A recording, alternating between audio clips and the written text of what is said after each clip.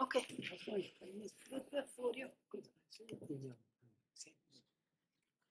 Yeah, that's fine. Did you send anything? Yeah.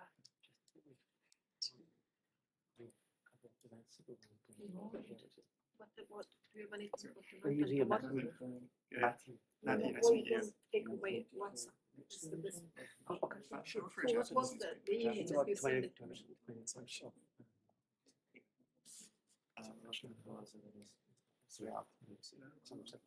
When is Yeah, you've got kind of a group. Yeah. Can you send it? Can you send it? Yeah, I've only been. Yeah, let me give you my message. Send it to my WhatsApp. This is the best. Take it, Alex. Yeah, it's nice to meet First her. of June, Algeria. Yeah. So should I do the RSVP, right? There's about to make sure you are available, so just now. Then send to my WhatsApp. Thank you very much. Thank you. Here you go. Yeah, that would be great. Thanks. Nazira.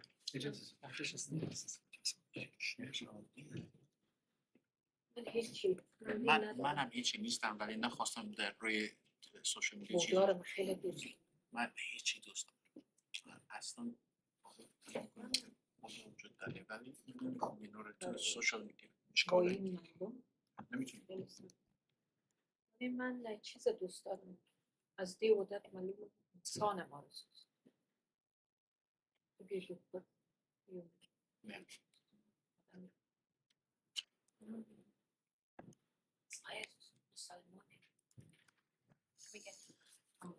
ظاهر گرچه قرآن است میدانی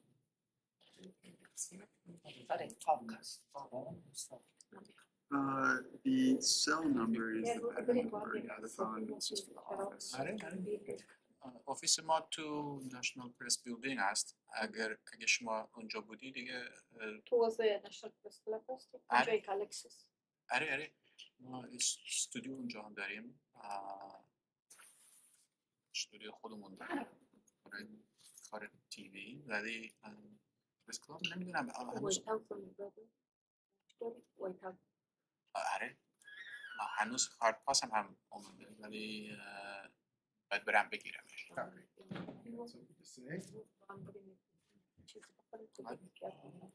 What's back there? Oh, there's a white card.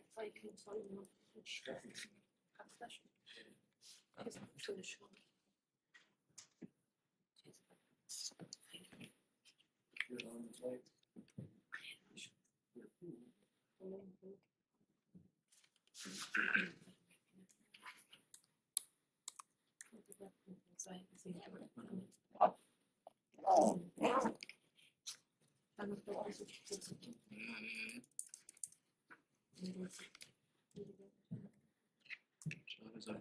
اینجا هستم 10,000 اینجا هستم پیج چیز شده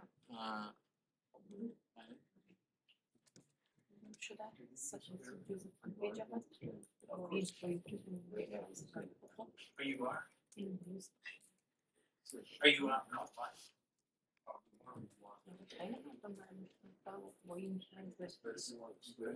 هنوز چجوری کار میکنی برای تلویزیونی تو میدونی کار میکنی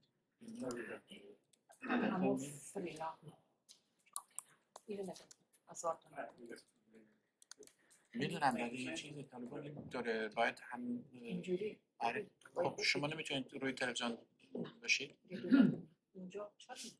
میدونم از اینجا هم میتونید مثلا نمیدونم هیچ تلویزیون میتونست اما تو لس آنجلس نیویورک یعنی اینا برای تلویزیون های افغانستان رپورتاج نمیشه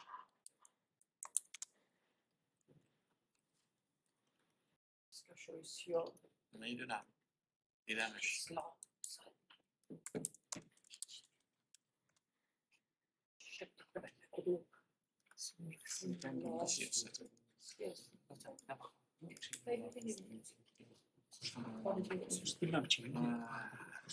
ایمیل برام چه روز برای شما خوبه تلفن 0202 5 3 6 9 6 4 8 No 536 536 202536 9650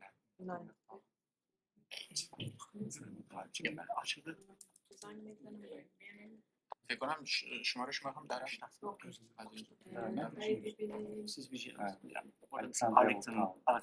چرا رو بیکاری؟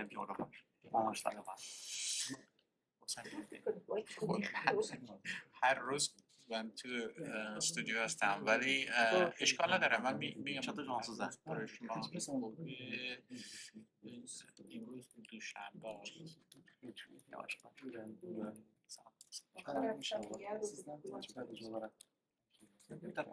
ROJ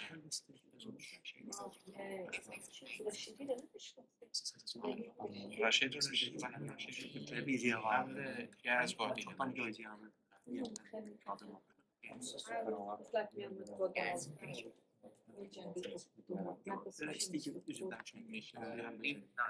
هنوز روی تلویزیون هم میگه نیست اسمش اینجوری شده در تلویزیون های کردی اینجوری خودش معرفی میکنه بعد این چیز دیگه لوری میشناسی لوری زن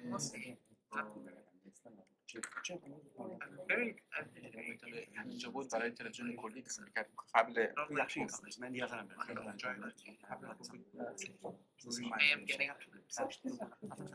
امریکایی است ولی برای تلویزیون بکنم آوره نیستن تو خاک خودشون هستن ولی South East Turkey, North Iraq, Western Iran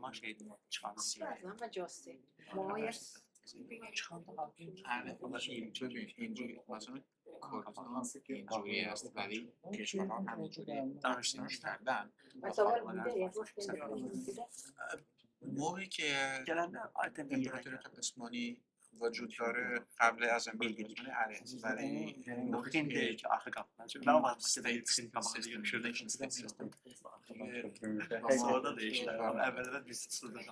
مسلمان هستن بذار به ترکا بشن و عرب ها بشن و فارس ها بشن ما فارس نیستیم عرب نیستیم ترک نیستیم آزادی دانه بگیم ما باید بجنگیم یادت باشه مثل طالبان مثل کوریا مثل سودان جنوبی هنوز خودشون دیگه ولی من فکر می‌کنم استقلالی چیز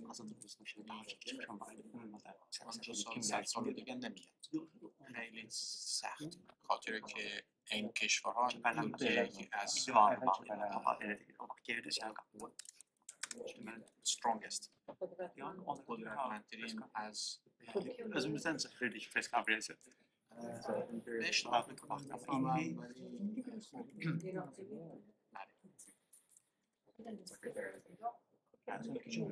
ترکیه ایران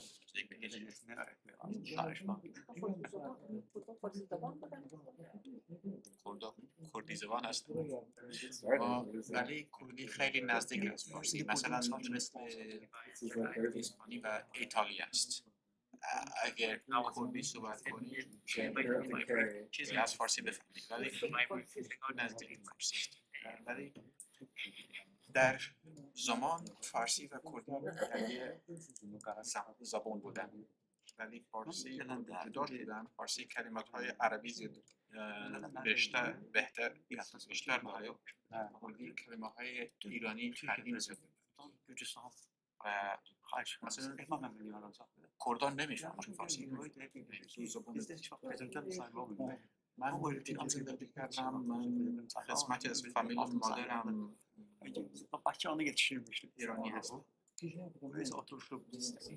روستای مادرم روی مرز ایران عراق است راستاشون موقع که ایران درست شده دیگه قسمت از فامیل مدرن تو ایران دادن هنوز ایرانی هستن قسمت از فامیل ایرانی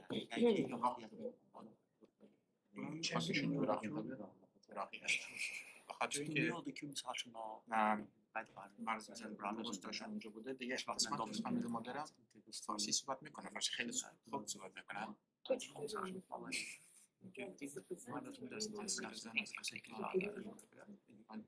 برای نیروهای آمریکا در استفاده کردن مصاحبی هم داشتن مثل من 2010 دانشگاه اونجا تمام کردم قبل از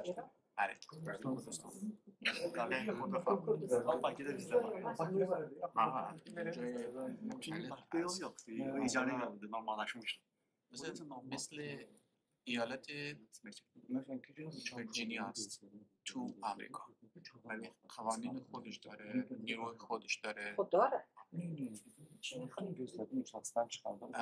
هر روز میان میگن شما نمیشه نیروهای خودتون داشته باشن شما نمیشه پارلمان خودتون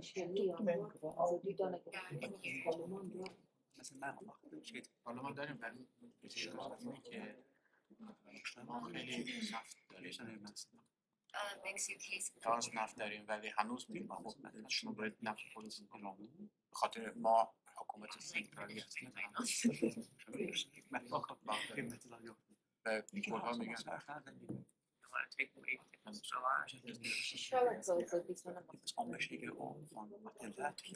ترکیه میگن 2007 ما یه رفراندوم انجام دادیم استقلال میخوای یا میخوای این انجام دادیم ترکیه و ایران از سه تاشون ملیتاری خودشان کردن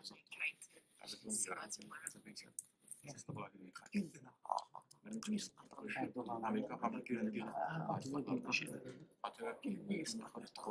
توی عراق دموکراتیز تر هستن صدام حسین 45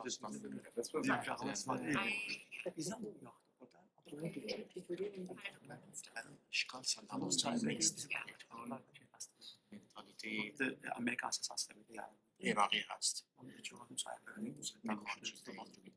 هنوز میخوایم شما نمیشه کردی صحبت کنید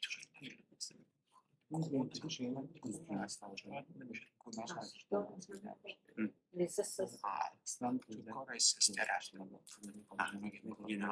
آذربایجانی نزدیک از ترک هستن ولی تا سال 2000 هست که من کردی صحبت کردم هنوز اشکال ندارم میتونم روی خیابان کردی صحبت کنم ولی نمیتونی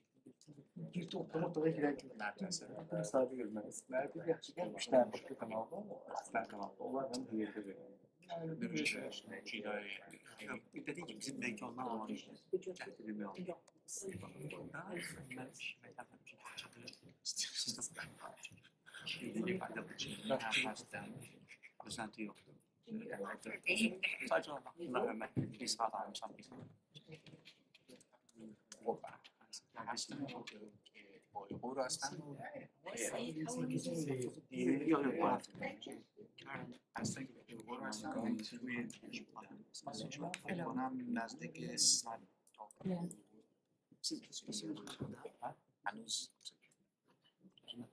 من اونجا رو رفتم سال 2004 رفتم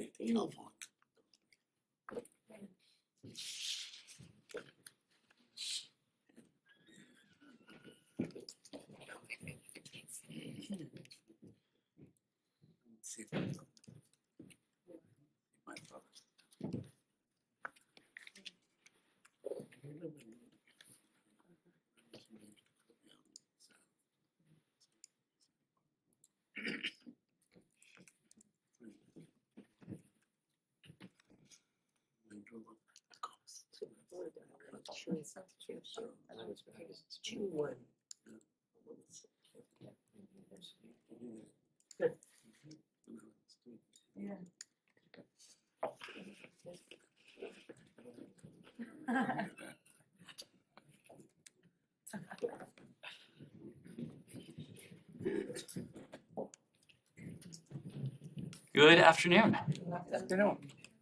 Happy Monday. A few things at the top, and then we will turn to your questions. I'm sure you all have seen the reports of the Russian Ministry of Foreign Affairs, some of your colleagues to, quote, explain to them the consequences of their government's hostile line in the media sphere. Let's be clear. The Kremlin is engaged in a full assault on media freedom, access to information, and the truth. I think everyone here in this room knows the censorship and difficulties your colleagues who work in Russia have experienced, so I don't need to lay it out in exacting detail. Suffice it to say, the Russians continue to make a false equivalency.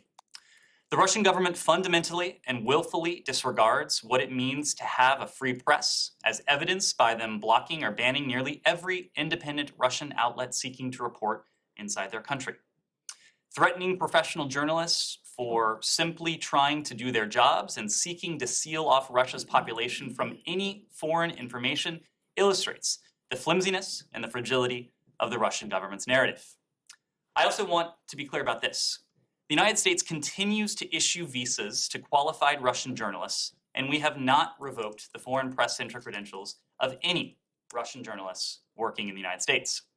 As noted in the statement from the Secretary last month, the Treasury Department designated Russia 1, Channel 1, and NTV, all of which are directly or indirectly state-owned and state-controlled media within Russia, and the revenues from which support President Putin's war.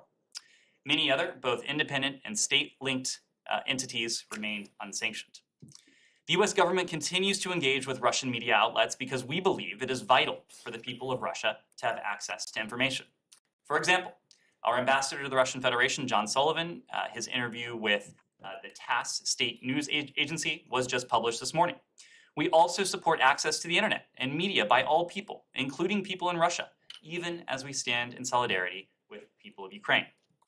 Moscow's efforts to mislead the people of Russia and the world and to suppress the truth about what they are doing in Ukraine continues, including by making it illegal to use the word war in connection with President Putin's full-scale invasion or war on Ukraine. There is no other word except for censorship. Next, I'd like to briefly preview the upcoming 9th Summit of the Americas, which the United States is excited to host this week in Los Angeles, California. From June 6th through the 10th, under the theme Building a Sustainable, Resilient, and Equitable Future, heads of state and government officials from throughout the Western Hemisphere will come together to discuss and advance solutions to our most pressing challenges, such as spanning areas such as health and resilience, climate change, democracy, digital transformation, and equitable economic recovery. Hosting this event again 28 years after we hosted the inaugural summit in Miami in 1994 makes clear our deep and historic commitment to the people of the Western Hemisphere and the commitment of the United States government to implement President Biden's values-driven global infrastructure initiative announced at the Carbis Bay G7 Summit in 2021. In addition to the summit's formal leader-level proceedings, the United States is striving to make this 9th Summit of the Americas the most inclusive and accessible to date. 3 stakeholder forums for civil society, youth, and CEOs will foster dialogue between national leaders and people, non-government organizations, and businesses of the Americas. We will also engage in direct dialogues with these stakeholders on the margins of the summit, including with citizens from Venezuela, Cuba, and Nicaragua, as we work to realize a more equitable, democratic, and prosperous hemisphere. The United States is excited to invite and amplify diverse voices into the hemispheric dialogue, including the voices of the Los Angeles diasporic communities during our time in a city with some of the deepest cultural, economic, and historic ties to the region. And finally, before I turn to your questions, I just want to note the personnel transition in our office, in my office. On Friday, we had the task of saying goodbye to Principal Deputy Spokesperson Jelena Porter, a longtime colleague of mine, someone whose contributions across the department I greatly value and appreciate. And today, we have the happy task of welcoming Vedant Patel. Many of you will know Vedant, or at least know him by reputation. Vedant comes to us having been an assistant press secretary at the White House. We served together on the transition prior to that. Previously, Vedant has also worked on the Hill as well. I'm confident all of you will enjoy working with Vedant, and we'll be sure to arrange introductions as appropriate in the coming days. So with that, happy to turn to your questions. Thanks, Dan, and welcome. Really briefly on Yes. some of the Americas and in terms of the Secretary's schedule. Yes. Is he going to be meeting some of these, society members from Cuba, Nicaragua, and Venezuela? He has a full schedule. We released a statement this morning indicating some of the elements that he will take part in addition to the fact that he will be accompanying President Biden to many of his bilateral engagements and engagements with government leaders. The Secretary will indeed be taking part in engagements with civil society. Tomorrow evening, for example, he'll be taking part in an event predicated on media freedom. This falls within the bucket of democratic governance and civil society with the region. There will be other opportunities for him to meet not only with civil society stakeholders, but stakeholders from the private sector, in addition to his engagement with government counterparts. And then related to this, how disappointing is it? How much of a blow is it to the summit itself, to the administration's hemispheric diplomatic efforts, that the Mexican president is not going to be there? I mean, Mexico is arguably, well, not arguably, it is the only the only country that borders the U.S. directly, other than Canada. So how disappointed are you that he won't be there, and what does that mean for the chances of success or failure of any kind of initiative coming out of the hemispheric initiative coming out? Well, as we said, this is a summit that will bring together thousands of individuals, both government officials and private citizens, as well as representatives of the private sector from across the hemisphere. Of course, Mexico is an important hemispheric player. We are very gratified that the Secretary's counterpart, Foreign Secretary Ebrard, will be in attendance. We will have a number of opportunities to engage with our Mexican counterparts in the context of the summit this week, and we look forward to those engagements. Right, but it's a summit, and Ebrard, as wonderful as he is as Foreign Secretary, I'm sure, at least I guess he is not the head of state. So isn't it a disappointment? Well, having that the leader of Mexico is not going to be there? We have certainly heard from President Lopez Obrador today. We understand his position on this. As I said before, we look forward to engaging with Foreign Secretary Ebrard. The fact is that Mexico is an important partner across a range of issues. You mentioned one of them, migration. There are a number of other issues, from COVID to sustainable, equitable inclusive economic recovery, to the climate crisis we're confronting, in addition to the issue of regional and hemispheric migration. We will have an opportunity to meet with Foreign Secretary Ebrard and to speak with him in the context of the summit. But Mexico, we are gratified to have a relationship with Mexico that is broad and deep, meaning that we have had and we will continue to have a number of occasions to engage with our Mexican neighbors, not only at this summit, but in future engagements in the days and weeks ahead. Mara. Just not to beat a dead horse on that, but AMLO basically said, quote, "There can't be a summit of Americas if not all countries of the American continent are taking part." So what is your response to that? Well, as the host of the summit, we do have wide discretion in terms of invitations. We greatly value the diversity of opinions that we've heard from our neighbors in the hemisphere about participation in the summit, what that should look like, what that should not look like. In recent weeks, senior officials, including Secretary Blinken, have been in constant contact, or near constant contact, I should say, with our counterparts throughout the hemisphere. Secretary Blinken has spoken on a number of occasions to Foreign Secretary Ebrard to hear Mexico's perspective on this question. We've also heard the perspectives of other neighbors in the hemisphere.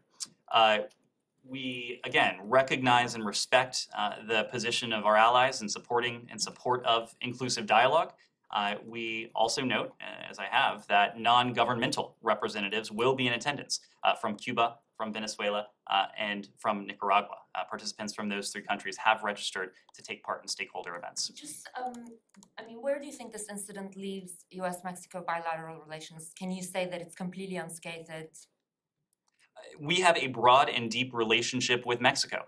We will be able to explore and to delve into elements of that relationship with our Mexican neighbors this week in Los Angeles. We will have engagements with our Mexican neighbors in the coming days and weeks beyond that. So certainly there are a diversity of opinions when it comes to who should be invited to the Summit of the Americas. The United States, as I mentioned before, as the convener of this particular summit, has broad discretion.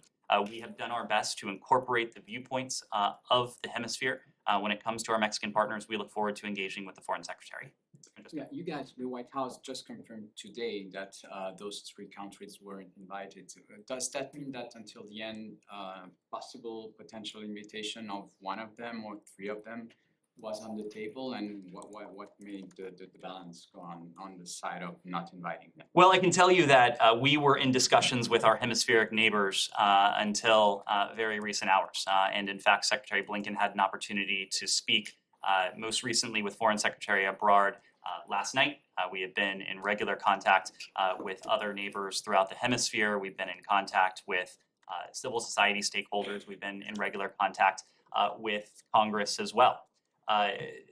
When it comes to the participation and the issues that have been at the fore, I think it is unfortunately notable that one of the key elements of this summit is democratic governance.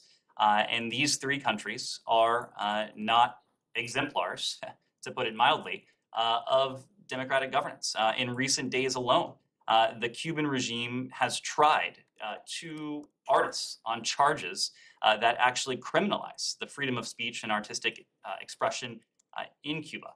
Diplomats and the press were barred entry to their trials. We're anxiously awaiting the verdicts. But again, this most recent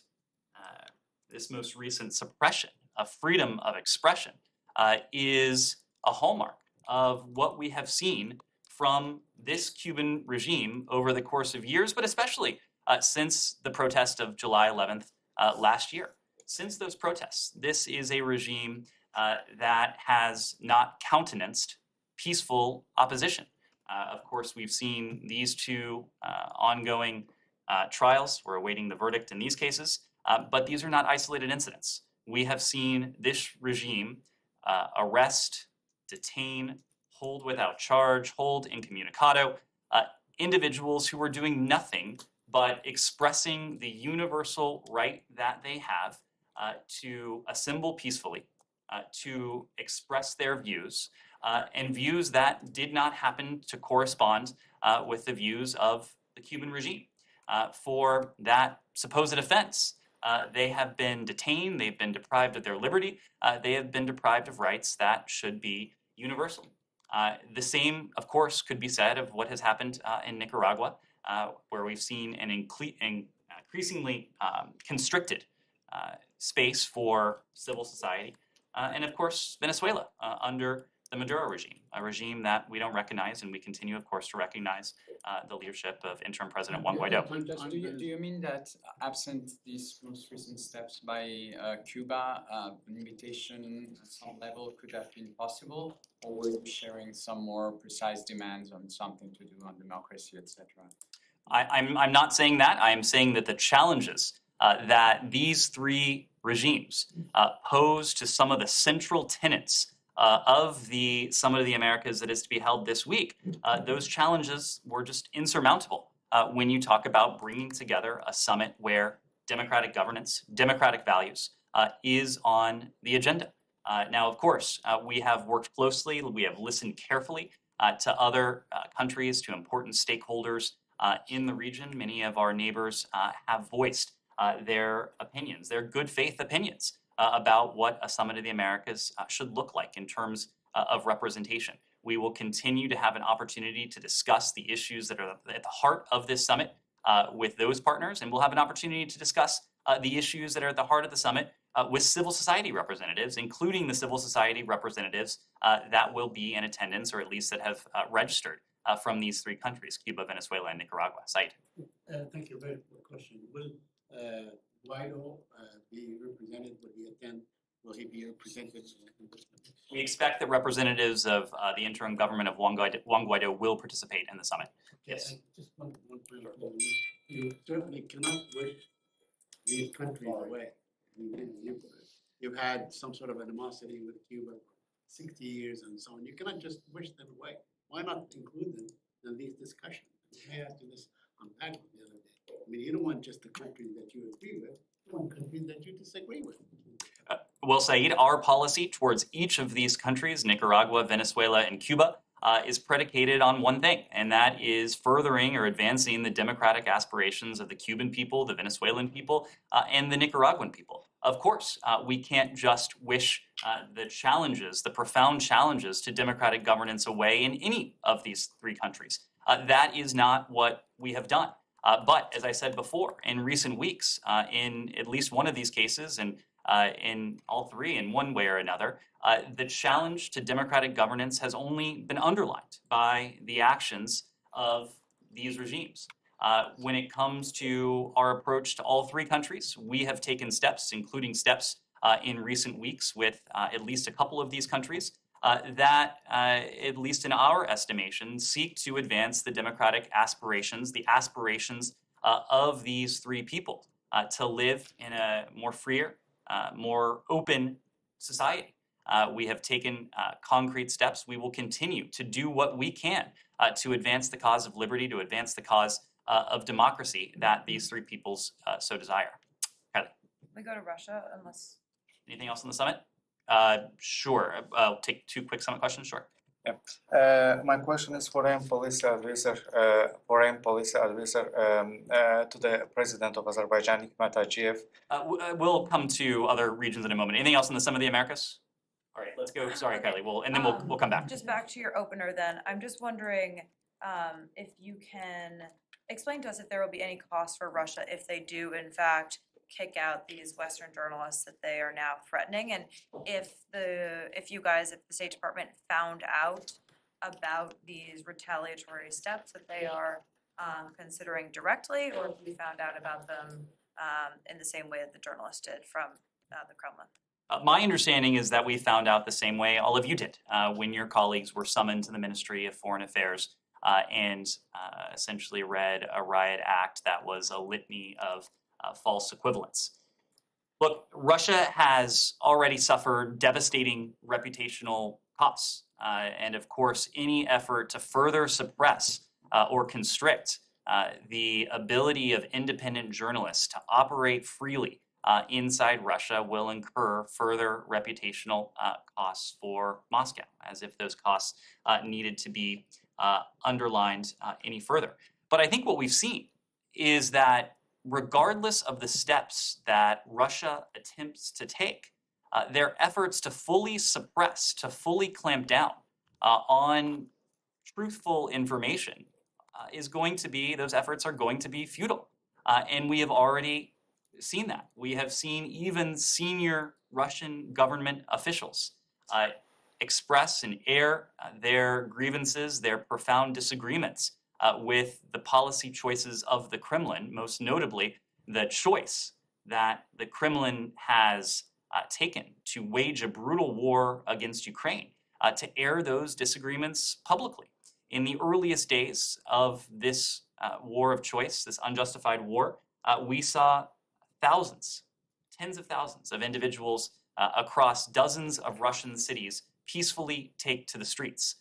Many of them were detained, many of them were arrested for doing nothing more than, again, exercising what should be the universal right to freedom of assembly. And so the point is that even as Russia tries to put forward these false arguments, these lies, to justify what is a clear and apparent effort to intimidate independent journalists, Russia will not be able to fully suppress the dissent, even within their own system, to this brutal war against Ukraine.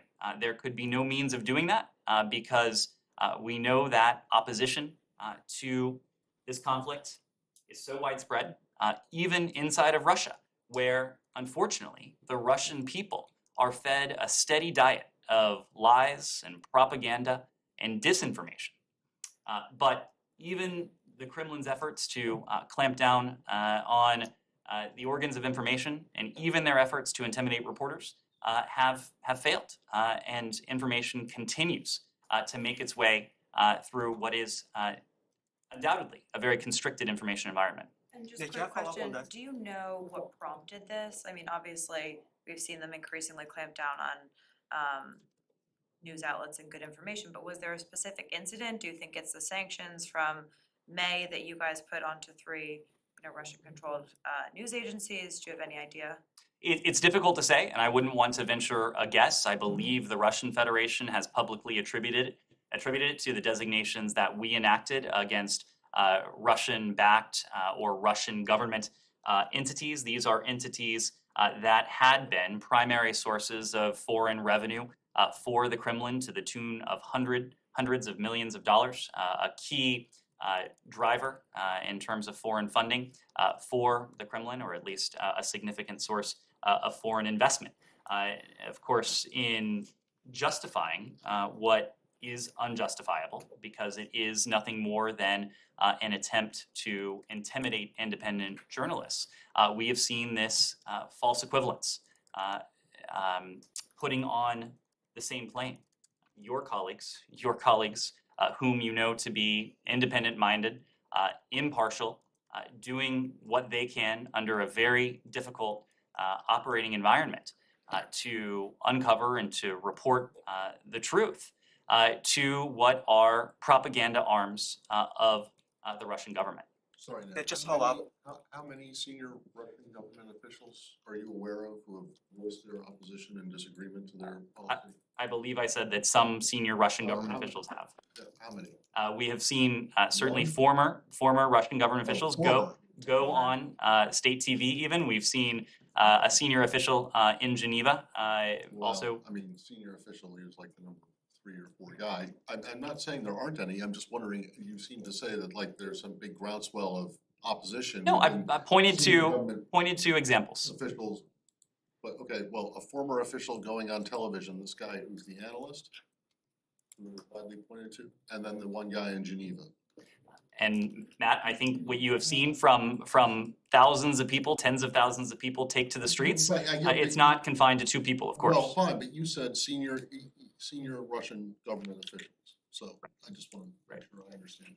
Yes, Al. Follow up on Sure. what you just said on how they treat their own reporters. We have the latest example of Andrei Soldatov. He's known, for his coverage of Russian security service, very well-known journalist. He learned that he is on the wanted list, and also his bank accounts got frozen this morning. How do you read that news? First of all, them being able to freeze a bank account of their own reporter at the same time put on wanted list. Secondly, can I get a reaction to the mere fact that that's basically another example of a litter of, let's say, attacks on journalists? I'm not immediately familiar with the specific case you raised. If we have a specific comment, we'll offer it. But what you described certainly sounds in the vein of what appears to be a concerted campaign on the part of the Kremlin to intimidate independent journalists. The Russian government, the Kremlin, has a long track record of pursuing those who have attempted to put a spotlight on it, including its security services. And of course, history is unfortunately riddled with examples of independent journalists and truth tellers whose reporting has been suppressed or, in some cases, much worse, has befallen them. And there are even recent examples of what appears to be very clear examples of the Russian government pursuing and subjecting even to intimidation and to violence those who would attempt to expose corruption, malfeasance, wrongdoing on the part of the Russian government. Anything? Yes. On Russia still. Yes. So how does the U.S. view Russia's renewed bombing of Kyiv? Is this President Putin sending a message to the West about the arms that it's sending to Ukraine now in order to return to a broader military objective in the Donbass? And does the renewed bombing campaign of Kyiv change operations at Embassy Kyiv at all? Well, there have been a number of examples of Russia's brutality where we have had to question whether there was any military objective undergirding it or whether it was just an attempt to terrorize the population of Ukraine, including the civilian population of Ukraine, and targeting sites on the outskirts of Ukraine could clearly fall into that category. The attacks that we've seen in recent days, however, of course, are not limited to the capital. The U.S. Embassy in Kyiv noted that Russia's bombardment hit a historic Orthodox monument in Donetsk in eastern Ukraine, a sacred site in Ukraine that had served as a refuge, a place of refuge for fleeing civilians since the brutal war in Ukraine began. These attacks have been senseless, what appear to be senseless affronts to Ukraine's people, to Ukraine's government as well.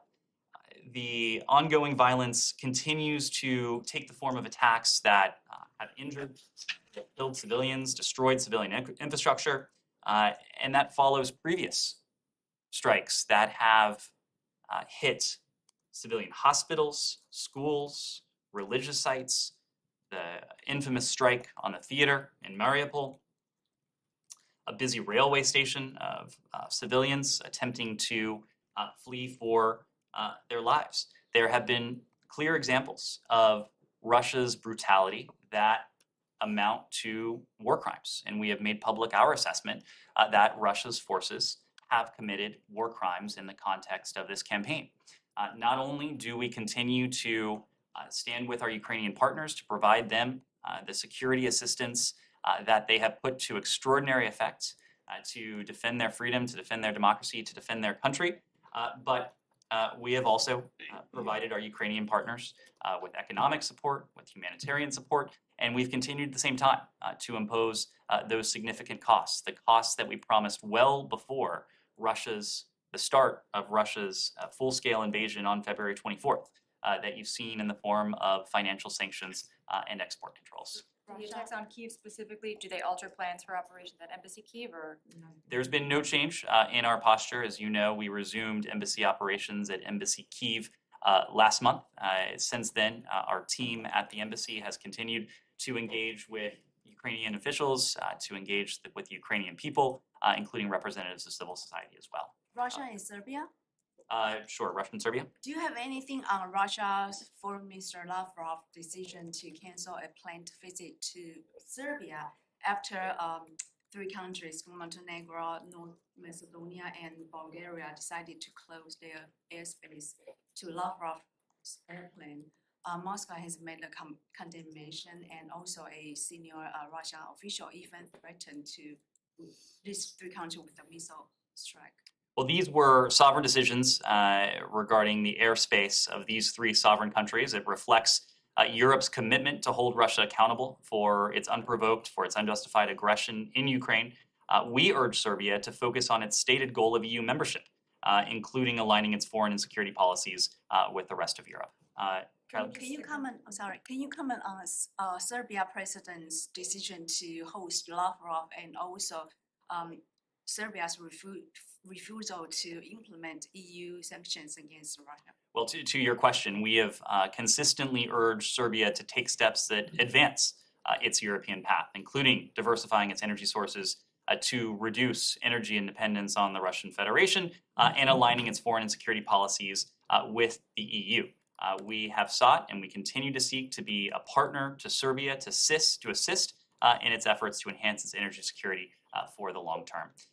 Anything else on Russia, Ukraine? How will the U.S. and NATO ensure that these three countries are protected from the threats from Russia? Thank you. These three countries that close their airspace? Well, is that what you mean? Well, all three countries are NATO members, and the commitment to Article 5 on the part of all three is ironclad. Of course, we marked Montenegro's 5th anniversary of NATO membership just yesterday, and North Macedonia's 2nd anniversary in March. Okay, just on the food crisis, can you just bring us up to date on efforts to get grain out of Ukraine? It's been a few weeks now since Blinken made his plea to the UN for countries to get on board. So where are you guys at? Are there routes out of the country that have been identified and are up and running at this time? We have continued to be in very close dialogue and communication with key partners in this effort, with our European allies, with Turkey in terms of its efforts, and with the UN. And just last week, a UN delegation briefed the United States, including senior members of our team here, on efforts to coordinate maritime security on the Black Sea. Of course, we don't comment on the details of these private discussions, but this has been a priority topic of discussion with our counterparts at the UN. We'll continue that close coordination with the UN delegation and with the government of Ukraine on ways to mitigate impacts of global food insecurity from President Putin's war in Ukraine. This is a war that not only has brutalized and in many ways terrorized the people of Ukraine, but it has put at risk food security around the world. There are approximately 84 merchant ships, some laden with wheat and corn, and about 450 seafarers are trapped at Ukrainian ports. Not only is there grain aboard these vessels, but there are about 22 million tons of grain sitting in silos near the ports that also needs to move out to make room for the newly harvested grain. In addition, Russia has actually taken aim at ships at sea. They have taken aim at grain silos. They are continuing to effectively implement what amounts to a blockade of Ukraine's ports. So we are having conversations, of course, with Ukraine in the first instance, but also with important allies and partners coming out of the Secretary's engagements in New York last month, where he led the session at the UN Security Council and also in the General Assembly. That was billed as a call to action. We feel that we were successful in bringing together much of the world to focus on this problem. The challenge is now clearly in sight, and we are working closely with countries in the region to help to facilitate the export of Ukraine's grain and other foodstuffs, but we're also working with countries who have been impacted by Russia's blockading of the ports, Russia's targeting of vessels containing wheat and other foodstuffs. We'll continue to keep the focus on this. Jen. Estimation for when that dialogue will lead to movement of the grain? This is something that we are working on every single day. So I can't put a date on it, but it is among our highest priorities here. As you know, the Secretary later today will actually convene a group of stakeholders from the NGO community and also from the private sector, together with Secretary Vilsack, when it comes to the challenge of Russia's war against Ukraine, this has been among our highest priorities because the impacts of Russia's action are not only confined to what they're doing inside Ukraine, but countries around the world, including countries in Africa, both North Africa and Sub-Saharan Africa, have really borne the brunt of this. Ukraine, until Russia's invasion, was a breadbasket for the world. Exports of wheat, exports of fertilizer.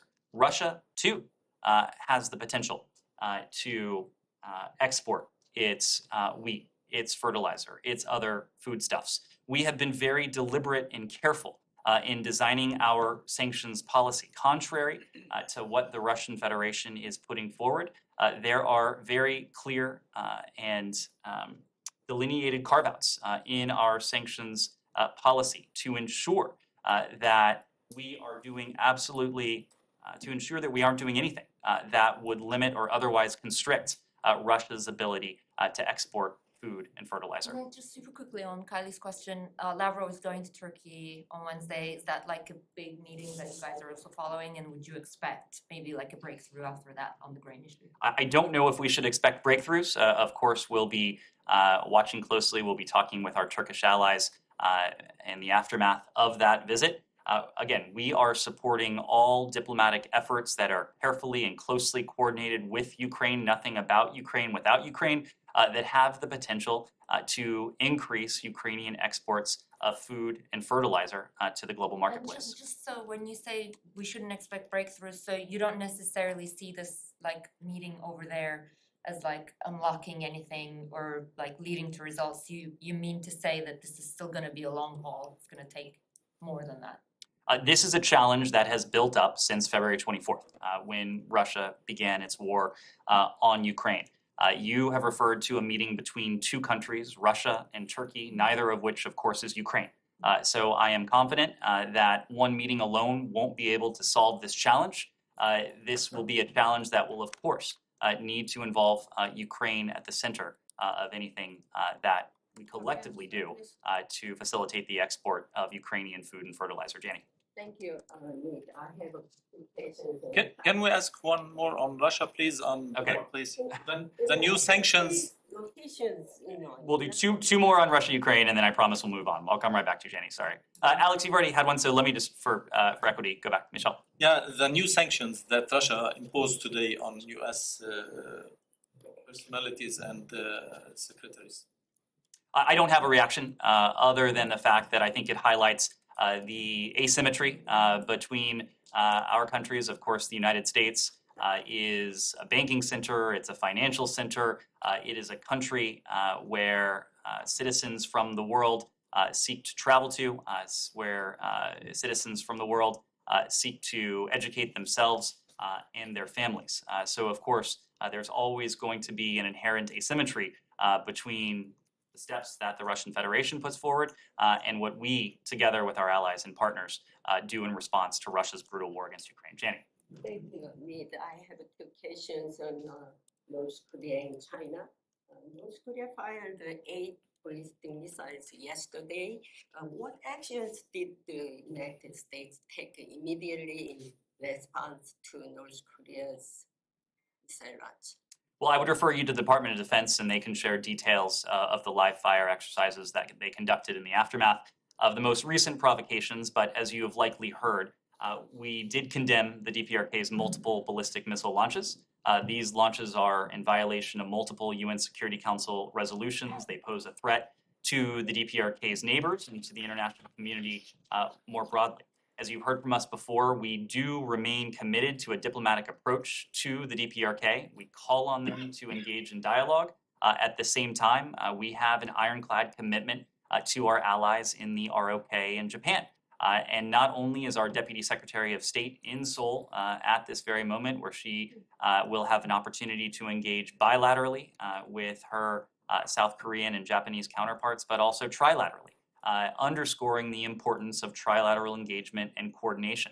It also happens that our special envoy for the DPRK, Sung Kim, is also in South Korea, and he too has been in touch with his trilateral counterparts, his South Korean, his Japanese counterparts. He was an immediate or near immediate contact with them in the aftermath of the most recent provocations. That coordination will continue, but just as importantly, that shared resolve to confront this challenge and to find ways to advance what is our overarching objective, the complete denuclearization of the Korean Peninsula, that will remain front and center in our trilateral agenda. But China said, China noted that North Korea fires missiles because the United States did not engage in dialogue with North Korea. What is the U.S. position on China's claims of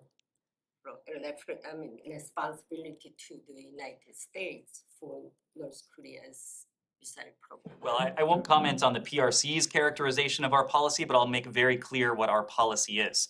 Our policy is to seek dialogue, to seek engagement with the DPRK. Any country that puts the responsibility on us for the lack of dialogue, the lack of engagement, is either ill-informed or is propagating falsehoods. And the fact is that we have made clear for months now, since the earliest days of this administration, that we believe that diplomacy and dialogue provides the most effective means by which to promote our shared objective, a shared objective that emanated from a comprehensive policy review that we conducted last year, where we determined that our goal, a goal we now share with our trilateral allies, is the complete denuclearization of the DPRK. We believe we can achieve that most effectively through diplomacy and dialogue, which we have consistently offered. We have made clear, both publicly and privately, to the DPRK that we harbor no hostile intent towards the regime. Much to the contrary, it would be far preferable if we were able to engage in that diplomacy and dialogue. But this issue goes to UN Security Council resolutions. But if China and Russia are going to veto, so how are you going to be responsible for this again? And again, repeated these issues all the time. China and Russia's vetoes. How are you going to respond? Well, we have called on members of the international community, certainly members of the UN Security Council's Permanent Five, to be responsible stakeholders. And the UN Security Council is a preeminent forum for addressing threats to international peace and security. When it comes to security in North Asia, in this particular region, there is no greater threat to international peace and security. So it is incumbent on all members of the international community to enact and to continue to abide by international sanctions. It is profoundly disappointing, as you heard from Ambassador Thomas Greenfield late last month, that certain members of the P5 have not fulfilled the obligations that they have as members of the P5, again, an organization that is charged with being the preeminent forum to discuss threats to international peace and security. But all the while, we will continue to promote accountability. There are other means by which we can promote that accountability. We have our own authorities. Our partners and allies have authorities that we can coordinate, just as we work on defense and deterrence together with our partners in the region. One more on North Korea, and then we'll move on. Afghanistan. Thank you, just following up on Danny's point on China and Russia, how can the U.S. respond if the DPRK were to conduct a nuclear test? Would unilateral actions be the only option left to the U.S. given China and Russia's veto at the UN Security Council?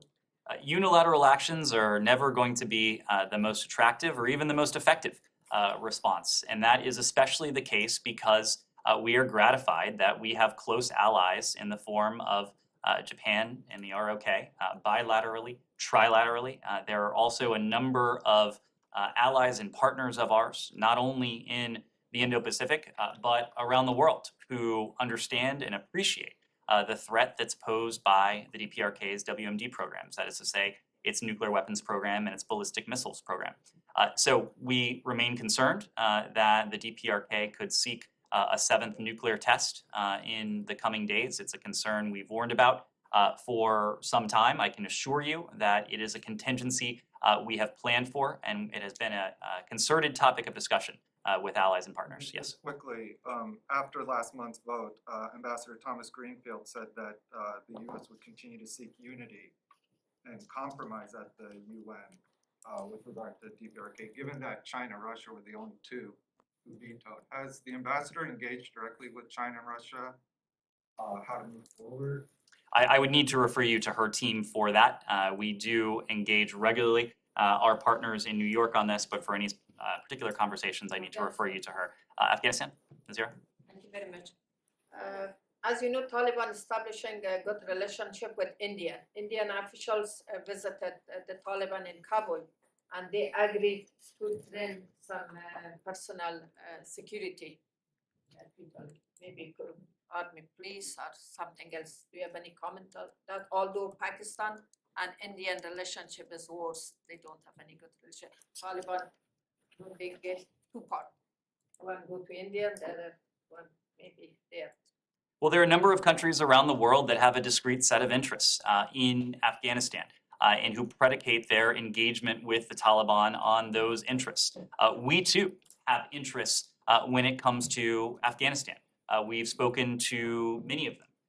It is human rights, respecting the basic and fundamental human rights of all of Afghanistan's citizens, including its women and girls, its minorities, ensuring safe passage for those who wish to depart the country. Of course, that includes for U.S. citizens, for LPRs, for those who have worked on behalf of the United States government over the years as well. It is inclusive governance and doing what we can to support the formation of a government that represents the Afghan people, including their aspirations, the counterterrorism commitments that the Taliban has committed itself to, both publicly and privately, including vis-a-vis Al-Qaeda, but also ISIS-K.